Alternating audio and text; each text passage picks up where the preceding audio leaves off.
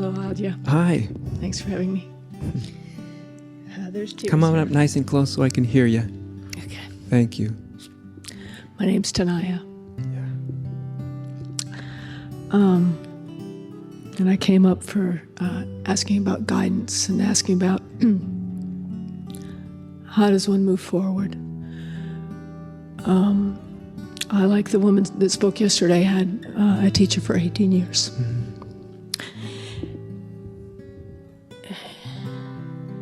You spoke about love and how you can have deep love but not be compatible. Right. And there were ways in which we were not compatible that finally came to a place where we separated. I love her dearly, and I feel her as the truth. I know she is the truth. And there's something really wonderful about having a teacher where there's that guidance of you're on the road and you're going to see a bump or you hit a bump, and they go, well, here's what you do next time you see a bump. And or kick you in the ass when you need a kick in the ass. And, there's something really wonderful about that. And in the last 10 months, in those 18 years, there was lots of things that I understood. I understand a lot, and I understand nothing. But I came to a place where I came to a lot of maturity, at least as a human being, and accepting life on its own terms. And I knew how to do that. I got to a place where I knew how to let go of those. I knew how to let go of desire. You talked about that this morning, about, those desires coming in. Mm-hmm. And I came to a place of that, and where I was ready to, and I feel like I'm ready now to understand true meditation, but I don't know how to proceed. I've had some of those experiences that people have, not for long glimpses here and there. I can go there. I can feel truth when I want to feel truth, when I really, set myself there. But I don't know how to proceed. And it's disturbing. What's your intention? Proceed towards what? Towards that place of truth that I know. It's like I'll sit down in meditation and there's the stillness, and then there's the mind, and my mind's very active. I've never been a very good meditator. And I don't know how to proceed with that. I don't know how to, I don't even know how to ask the question. No, you're doing fine. I understand. It's just that when there was a time when I knew how to release those emotions and that desire and that, that crap that would come up. I'd know how to release it. Yeah. But I don't know how to proceed. Okay. I feel like this is a new path, and I like it. Yeah, it is. Yeah. Yeah. Well, let's get to, of course, the important thing here is first the groundwork. The most important thing when we see if we want, whatever we want to call it, truth, awakening, whatever. If that's what we really want, then the orientation comes away from not so much being totally concerned with what we're doing, although there can be doing in it, but not that just for the moment the orientation recedes from what we're doing or what we should do or what's to do next. And you get reminded of really what awakening is all about and what it completely hinges upon. And what it's all about isn't so much, initially, what do I do, but what it really hinges on is what is it that I am. That's what gets missed, right? Mm-hmm. In the doing, whether it's meditating or I'm releasing this or releasing that, or I'm learning how to do this or I'm learning how to do that. And the real central question of, well, who the hell is doing all of that? You see? Who's sitting there meditating? Who's doing this? Who's doing that? What is this thing called me? Really? Not in ideas, there's lots of ideas about it, but in one's actual experience. You turn that light of awareness in and you say, what is this thing really? When I am always wondering what I should do or how I should proceed, what is this thing called me? Mm-hmm. Really? Do you see what I mean? Mm-hmm. And you look for it. Have you ever looked for it? I have. Have you found it? No. Why not? So I guess it's not there. Oh, interesting. Yeah. So I guess it's not there. So have you spent much time with the not there-ness? I have glimpses, and I have glimpses every day. I get it. Little I know. things. Yeah. So I'm coming around to the doing of it. You see, we're actually doing it now. That's the whole point. You can only do so much. Let's get that clear. You can only do so much, and you're only asked to do much less than you ever imagined. Okay? Okay. The only part that you have to play as your mind, the only part you have to play is to get yourself to the frontier, the boundary of your mind. That's your job. That's the only job you have. So when you look inside, say for instance, really look inside, I can't find anybody there. At that instant, you're actually at the boundary. Right? Okay. You don't know where else to go, right? There's nobody there, but there's something or somebody noticing that there's nobody there, and that's a ridiculous contradiction. And I still want to know really what I am, and I'm noticing that I can't find myself as an entity. There may be a sense of self, but even the sense of self doesn't define who you are. And so you're at the boundary of the mind. That the question has taken you efficiently and quickly to the very edge of it, the frontier of it. Once you get to the frontier of it, there's fear. There's fear. Yeah. And I would say when you get to the frontier, you just stay at the frontier, you sense it. That's why I always say to people, what's it feel like, that state of not knowing, of not finding? There's nothing, there's not somebody here as an entity. I can't find myself. Well, what do you find? There's nothing there. Well, if that's what you found, nothing, then why don't you experience that? Why don't you be with that? Then you're at the frontier, right? Mm-hmm. Just be with that. And of course, the next common question is, well, what do I do next? And the answer is there is no next, because the next thing has to come from the other side, which means you can't do the next thing. That's grace. That's grace. Yeah. That's grace. But you can't. What you can do is get your mind, your consciousness to the frontier, realize that you're there, and experience that amazing, that lovely unknown of it, that mystery. See, this is what I try to get people hooked on, that what you are is something that is ever present, and yet when you go looking for it, you can't find it as a thing or as someone. Very mysterious. And yet mystery means it's not just an idea of mystery, it's not an abstract concept, it's also a lived experience.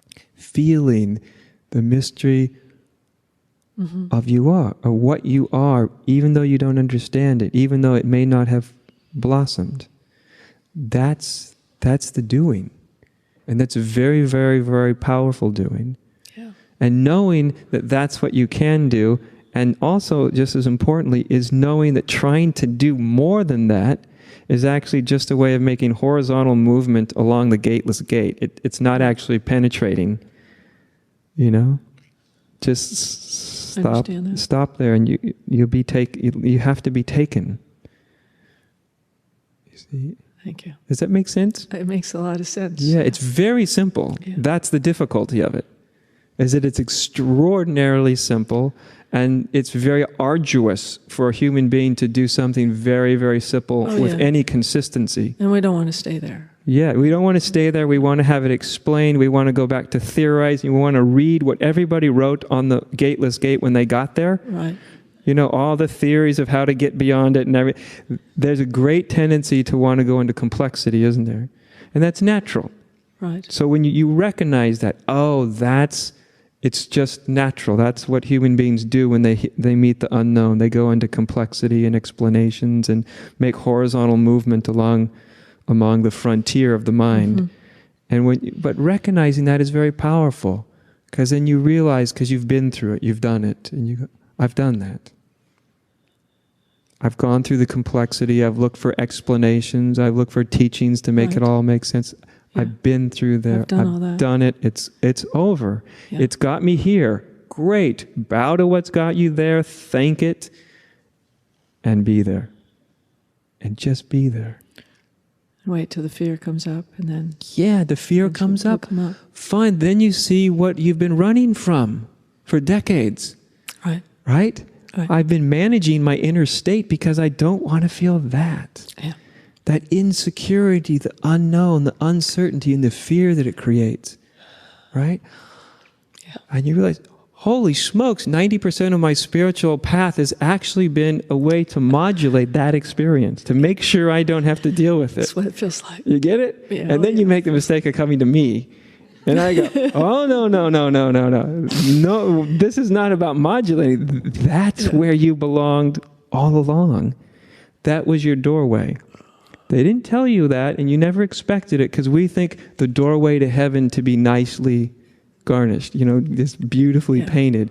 We don't think it's going to be, stark raving existential terror that I will die and the void will suck me up into infinity and I'll never know anything ever. We don't think, that's the doorway into heaven, Well, But there it is. It does come up, and then I avoid it in some way. Yeah.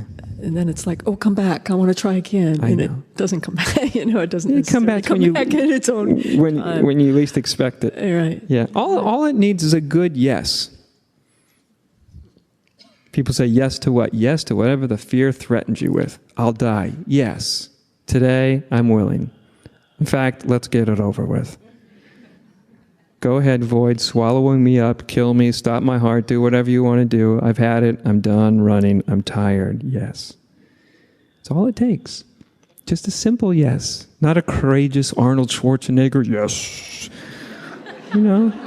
Not a masculine yes, yes, I will break through the gateless gate and, yes. Because, it's infinity. That kind of yes, it's nothing, is it? Yeah. No, it's just that, it's that simple thing. It's so simple. It's just simple meaning, right? It's innocent. It's humble. It's quiet. It's just that thing that's done running away. Yeah. Just, yes. Okay. Enough. That's all it takes. My ego gets a hold of it and says, oh, well, gee, there may be an earthquake, and are you ready for that? And, all the things that we're experiencing in the crisis of the world, it wants to grab hold of that. And Yeah, yes to that for too. my own, my bodily fear and need. But Yeah, but it's all the same bodily fear, you see. I guess so when I look at It's it. all about, will I exist? Whether it's spiritually, will the void swallow me up? Right. Or will we all blow ourselves up because we're so insane? Or will we destroy the planet and, just, wither away? You see, it's all... Stay with it. It's all, when you look at it, will either I exist or we exist, but it's ultimately the same thing. Will I continue? It's the fear of non-existence, which is just the fear of transformation. The unexpected, the unknown. What happens if I just stop? Thank you. Thank you for being here. You're welcome. Enjoy yourself. Yeah. Because that's the gift of whatever paths we've been on, whatever have got us to this moment. If they truly have served us, that's where they get you. They get you to that place of being stripped. Just stripped.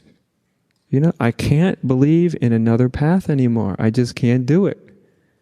I've been there. I've done it. I don't know where to turn. I don't know where to go. Here I am. This is the last place I ever wanted to end up. Isn't this great? Love this stuff. And here I am. And and then you just stop. When you're ready, then you just stop. It stops you.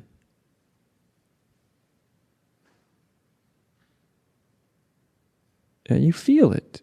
You even get the intimation of it immediately. This immensity of some mystery. It's right there. It's been waiting for you, and then you just, but explain it to me, Just stop.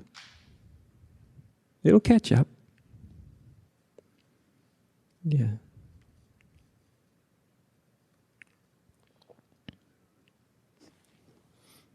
That's why I've always thought of myself as like, in baseball, they have the starting pitcher, and then the reliever, and then they have a closer. I'm kind of the closer, Basically, people usually come to me when nothing else has worked. Yeah, all right, we'll give the Adya a try. Nothing else worked, we tried everything else,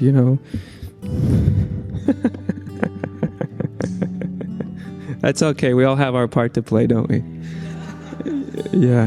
Yeah, but maybe you get there with the first step. That happens too. Sometimes people, no step at all, no spiritual path, no history, no seeking, no nothing, but they're already there. They're just like, the truth, I don't care what it is, I just want it, I don't care. They don't even need all that warm up, you never know. But it's nice to know there's a lot of company. When you get to the end of the line, you're not, it feels alone, but you're not alone at all.